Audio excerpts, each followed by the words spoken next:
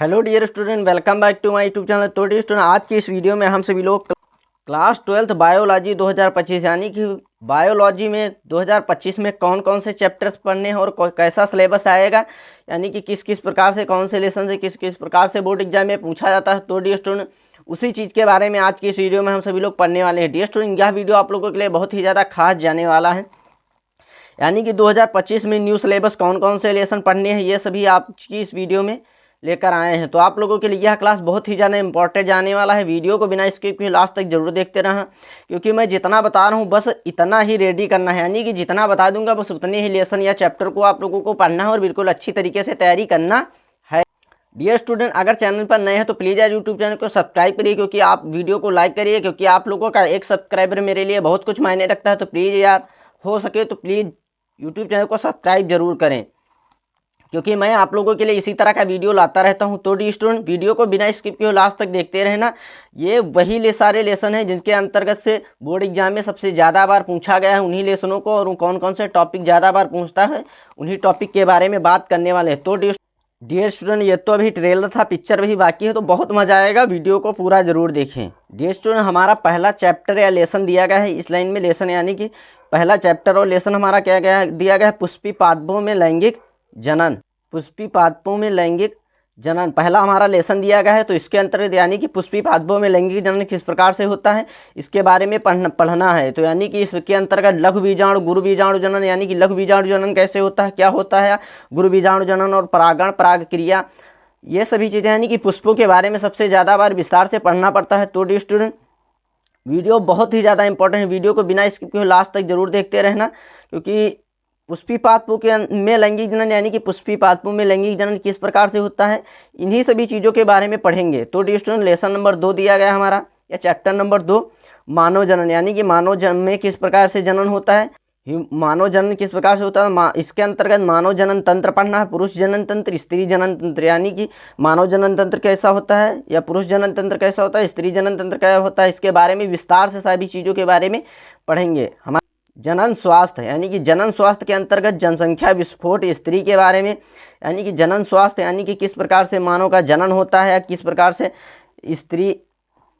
स्त्री में बच्चे का जन्म होता है, इन्हीं सभी चीज़ों के बारे में पढ़ेंगे। तो डियर स्टूडेंट, एक एक चैप्टर आप लोगों के लिए बहुत ही ज़्यादा इंपॉर्टेंट है, क्योंकि जनसंख्या विस्फोट, डियर स्टूडेंट, इस लेसन से जनसंख्या विस्फोट लगभग हर बार बोर्ड एग्जाम में पूछा जाता है। तो आप लोगों को जनसंख्या विस्फोट को बिल्कुल अच्छी तरीके से तैयार कर लेना। मैं अभी से बता रहा हूँ, अगर वीडियो पर अच्छे सारे व्यूज आए तो मैं गारंटी के साथ कहता हूँ प्रत्येक एक एक लेसन के एक एक इम्पॉर्टेंट टॉपिक की वीडियो बना दूंगा, जिससे आप लोग बिल्कुल अच्छी तरीके से तैयारी कर लेना। लेसन नंबर हमारा 4 दिया है, वंशागत और विविधता के सिद्धांत। तो वंशागत और विविधता के सिद्धांत के अंतर्गत ये हमारा लेसन नंबर 4 दिया गया है, और इसके अंतर्गत हमें मेंडल का नियम, यानी कि मेंडल का नियम कौन सा है, किस प्रकार से मेंडल ने अपने नियम को प्रतिपादित किया। तो मेंडल का नियम, वंशागत का नियम, क्रॉस, हीमोफीलिया एवं बढ़ानता, यानी कि हीमोफीलिया क्या होती है और बढ़ानता क्या होती है। हीमोफीलिया में क्या होता है कि ब्लड का थक्का नहीं जमता है, जिससे ब्लड निरंतर बहता रहता है, तो ये हीमोफीलिया हो गया। वर्णांधता में हरे और लाल रंग में विभेद नहीं व्यक्त कर पाता है, तो वर्णांधता हो जाती है। इसके गाइड ये भी बहुत ज़्यादा इंपॉर्टेंट है, इससे भी बहुत बार बोर्ड एग्जाम, यानी कि अगर सबसे ज़्यादा किसी लेसन से नंबर के बारे में अगर पूछा जाए तो वंशागत एवं विविधता के सिद्धांत, इसी लेसन से सबसे ज़्यादा नंबर के क्वेश्चन पूछे जाते हैं। इसके बाद डियर स्टूडेंट, हमारा लेसन नंबर 5 या चैप्टर नंबर 5 दिया गया वंशागत का आणविक आधार, यानी कि वंशागत का आणविक आधार क्या है।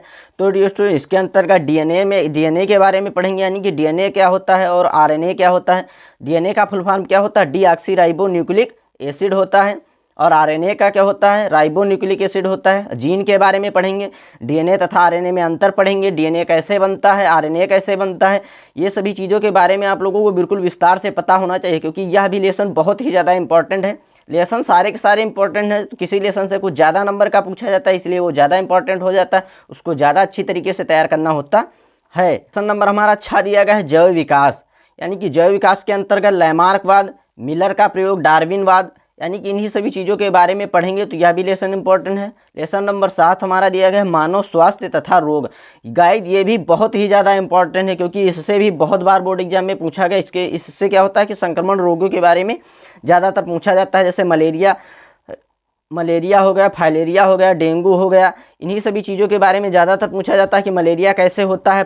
अगर पूछ दिया जाए मलेरिया किस विषाणु से होता है, यानी कि इसके अंतर्गत विषाणु, जीवाणु तथा मानव में होने वाले अनेक प्रकार के रोगों के बारे में सब कुछ पढ़ा जाएगा इसी लेसन के अंतर्गत। इसमें क्या होता है, मलेरिया किस विषाणु के काटने से होता है, किस जीवाणु के काटने से होता है, फाइलेरिया किससे होता है, यानी कि जितने सारे संक्रमित रोग हैं उन्हीं सभी रोगों के बारे में इस लेसन में पढ़ना है। इसके बाद डियर स्टूडेंट चैप्टर नंबर हमारा 8 दिया गया है मानव कल्याण में सूक्ष्मजीव, यानी कि मानव कुछ सूक्ष्मजीव हानिकारक होते हैं और कुछ सूक्ष्मजीव लाभदायक भी होते हैं। तो यानी कि मानव कल्याण में सूक्ष्मजीव, यानी कि सूक्ष्मजीव मनुष्य के जीवन में किस प्रकार से भूमिका निभाते हैं, तो इस लेसन के बारे में यही पढ़ना है। आप लोगों को सबसे पहले तो पता होना चाहिए मानव कल्याण में सूक्ष्मजीव की भूमिका इस लेसन के अंतर्गत, यानी कि दही में भी सूक्ष्मजीव पाए जाते हैं जिसे हम खाते हैं तो वो हमारे लिए लाभदायक होते हैं। और बायोगैस, यानी कि बायोगैस में भी सूक्ष्मजीव के द्वारा ही गैस को उत्पन्न करते हैं और जिससे हम बिजली का निर्माण करते हैं। किण्वनीकरण, यानी कि कौन सी क्रिया किस प्रकार से कराई जाती है, तो सूक्ष्मजीव किस प्रकार से उसमें महत्वपूर्ण योगदान देते हैं, यही सब पढ़ना है। इसके बाद लेसन नंबर हमारा 9 दिया गया है जैव प्रौद्योगिकी सिद्धांत व प्रक्रम। जैव प्रौद्योगिकी, यानी कि जैव प्रौद्योगिकी के अंतर्गत जैव प्रक्रम, जैव प्रौद्योगिकी, इसके बारे में पढ़ना है।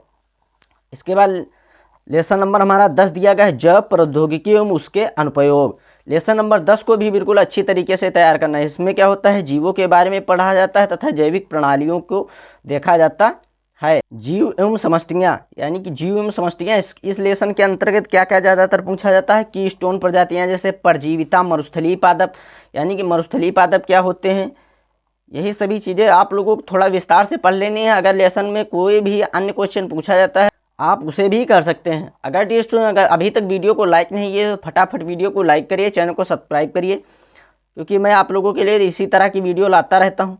इस लेसन नंबर 12 हमारा दिया गया है पारितंत्र। गाइस ये भी बहुत ही ज़्यादा इंपॉर्टेंट लेसन है। इसके अंतर्गत पारिस्थितिक पिरामिड और कार्बन चक्र, यानी कि कार्बन की अभिक्रिया, कार्बन चक्र किस प्रकार का होता है, इस लेसन के अंतर्गत पढ़ना है। इसके बाद लेसन नंबर हमारा 13, यानी कि इसमें कुल कितने लेसन होते हैं, यानी कि हमारे बायोलॉजी में कितने या जीव विज्ञान में कितने लेसन होते हैं या बायो में कितने लेसन होते हैं, मात्र 13 लेसन को पढ़ना है आप लोगों को।